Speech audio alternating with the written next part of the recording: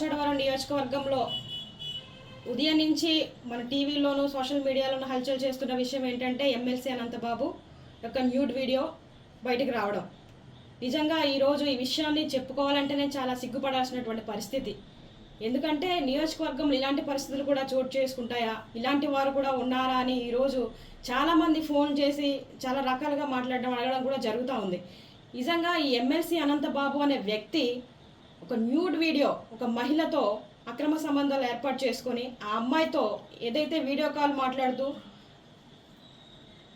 తను ఏదైతే ప్రవర్తించాడో అది పొద్దున్న లేసి మేము టీవీలో చూసాము, చాలామంది కూడా చెప్పారు. ఇది చాలా సిగ్గుపడినటువంటి విషయమనే చెప్పాలి.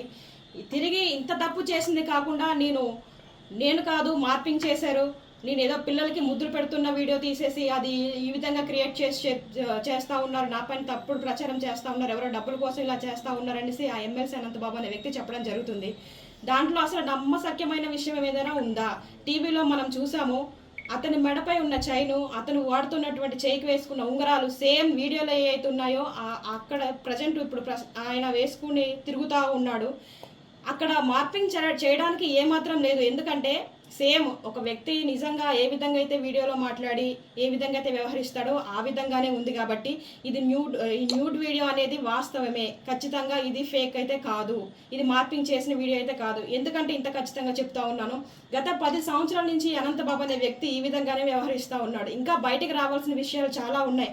అతనికి భయపడి చాలామంది మహిళలు ఇంకా లోపలే కుమిలిపోతున్నటువంటి పరిస్థితులు. మనం ఉమ్మడి కూటమి ఏర్పడిన కొద్ది రోజుల్లోనే చాలామంది మహిళలు వచ్చి ఈరోజు అమ్మ మన కూటమి ప్రభుత్వం వచ్చింది, మన చంద్రబాబు నాయుడు గారు వచ్చారు, మాకు ఒక ధైర్యం ఉంది, మాకు న్యాయం జరుగుతుంది అనేసి వాళ్ళకి జరిగినటువంటి చాలా రకాల ఇబ్బందులు, అంటే ఉద్యోగాలు ఇప్పిస్తానే, లేకపోతే కాలేజ్ సీట్ కావాలన్నా సరే వాళ్ళ పర్సనల్ ప్లేస్కి రమ్మడం, లేకపోతే ఆ ప్లేస్ నుంచి బదిలీకి చేయాలన్నా సరే అతని దగ్గరికి వెళ్తే వేరే దగ్గరికి రమ్మడం, రకరకాలుగా మహిళల్ని చాలా దారుణంగా ఏడిపించినటువంటి పరిస్థితులు గతంలో జరిగినాయి.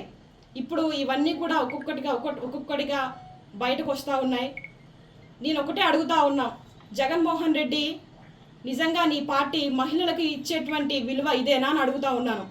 ఎందుకంటే మొన్న ఒక ఎమ్మెల్సీ భార్య పిల్లలు ఉన్నారు, ఎదిగిన కూతుర్లు ఉన్నారు, పెళ్లి చేసిన వయసులో ఇంకో మహిళతో ఎఫ్ఐఆర్ పెట్టుకొని భార్య పిల్లలను వద్దంటున్నాడు. అలాగే ఎమ్మెల్యేలు, ఎంపీలు, ఇలాగ వైసీపీలో పార్టీలో ఉన్నటువంటి ప్రతి ఒక్క నాయకుడు ఇదే పరిస్థితిలో ఉన్నాడు. ఇప్పుడు ఎమ్మెల్సీ అనంతబాబు, ఈయన కోసం ఆల్రెడీ మనకు తెలుసు. ఇప్పుడు నువ్వేం చేస్తావు జగన్మోహన్ రెడ్డి? ఈ యొక్క ఎమ్మెల్సీ అనంతబాబుకు నువ్వు శిక్ష వేయిస్తావా, లేదంటే మొన్న డోర్ డెలివరీ చేసిన తర్వాత 5 నెలల్లో బయటకు తీసుకొచ్చేవే అలాగే వ్యవహరిస్తావా? నువ్వు మహిళలకు ఏమాత్రం గౌరవిస్తావు అనేది ఇప్పుడు బయటపడుతుంది. కాబట్టి జగన్మోహన్ రెడ్డి, నువ్వు నీ పార్టీ నిజంగానే మహిళల పక్షపాతి అని చెప్తా ఉంటావు కదా, మహిళల తరపున ఎప్పుడు ఉంటుంది, మహిళలకు ఎప్పుడు కూడా ఉన్నతమైన స్థానాల్లోనే మా వైసీపీ ప్రభుత్వం ఉంటుంది అనేసి చాలాసార్లు చెప్పావు. ఇప్పుడు ఏం మాట్లాడతావు జగన్మోహన్ రెడ్డి అని కూడా నేను అడుగుతా ఉన్నాను. మిగతా ఎమ్మెల్యేలు, ఎంపీలకు కూడా ఇదే ప్రశ్న వేస్తూ ఉన్నాను. ఒకసారి మీరు ప్రశ్నించుకోండి. టీడీపీ కార్యకర్తల్లో ఉన్నటువంటి నాయకులు ఆ విధంగా వ్యవహరిస్తూ ఉన్నారా, లేకపోతే వైసీపీ పార్టీలో ఒక పదవి మోహంతో ఏ విధంగా వ్యవహరిస్తూ ఉన్నారు మీకే కళ్ళకట్టినట్టు కనబడతా ఉంది. ఈరోజు నిజంగా సమాజం సిగ్గుతో తలదించుకోవాల్సిన పరిస్థితి. ఇలాంటివి చూడాలంటేనే భయంకరంగా ఉన్నాయని చాలామంది చెప్తా ఉన్నారు. ఒకసారి మీరే ఆలోచించుకోవాల్సిన పరిస్థితి.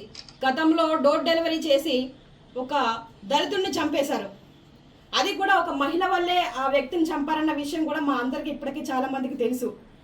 ఇప్పుడు ఆ విషయాన్ని కూడా మీ ప్రభుత్వం హయాంలో ఏం చేశారంటే దాన్ని కప్పపూర్తి చేసి కొందరు నాయకులు లేకపోతే కొందరు ఐఏఎస్ల సహకారంతో ఆ కేసుని అలా దారి మళ్లించి ఆ పాపం చనిపోయిన వ్యక్తి కుటుంబానికి ఎటువంటి న్యాయం జరగకుండా చేసినటువంటి పరిస్థితులు చూసాం మేము.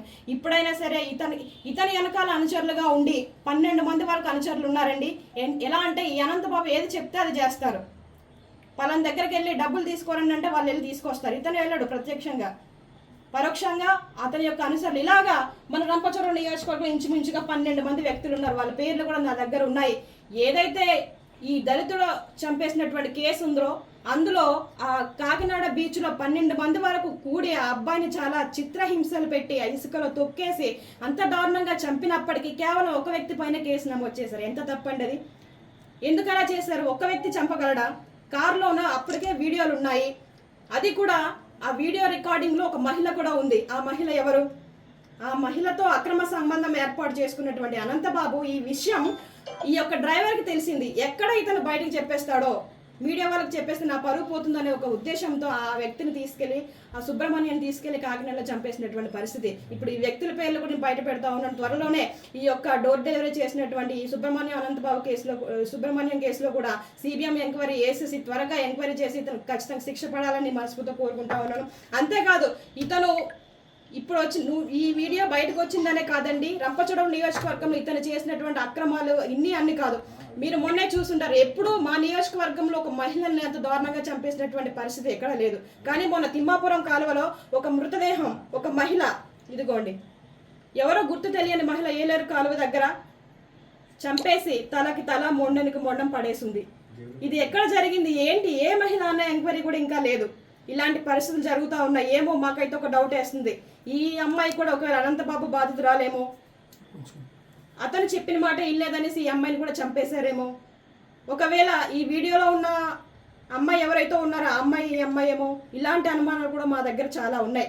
ఒకవేళ ఇతను ప్రత్యక్షంగా కాకపోయినా అతను అనుచరులు ఉన్నటువంటి 12 మందిలో ఎవరైనా చేశారేమో. ఎందుకంటే బెదిరింపులకు పాల్పడేది ఆ వెనకాల ఉన్నటువంటి అనుచరులే. ఎలా అంటే ఇక్కడ అక్రమంగా కలప రవాణా చేయడం, రంగురాల వ్యాపారం, మైనింగ్, రకరకాల వ్యాపారాలు చేస్తూ ఇక్కడ ఏజెన్సీ ప్రాంతంలో 10 సంవత్సరాల నుంచి దోచుకున్నటువంటి వ్యక్తి అనంతబాబు అనే వ్యక్తి. ఇంత అరాచక పాలన కొనసాగించాడు. అంతేకాదు డమ్మి మహిళలను పెట్టుకొని రాజకీయ ఒత్తిడులు తీసుకొచ్చి, అదే ప్రభుత్వ ఉద్యోగుల మీద, ప్రతి ఒక్కరి మీద కూడా నానా రకాలుగా ఇబ్బందులు గురి చేసినటువంటి నీచపు వ్యక్తిత్వం కలిగిన వ్యక్తి ఎవరైనా ఉన్నారంటే ఈ ఎమ్మెల్సీ అనంతబాబు వ్యక్తే. కాబట్టి నేను ఒకటే కోరుకుంటా ఉన్నాను మీడియా సముఖంగా, ఇలాగా ఎవరైతే మహిళల్ని టార్గెట్ చేసి మ్యానిపులేట్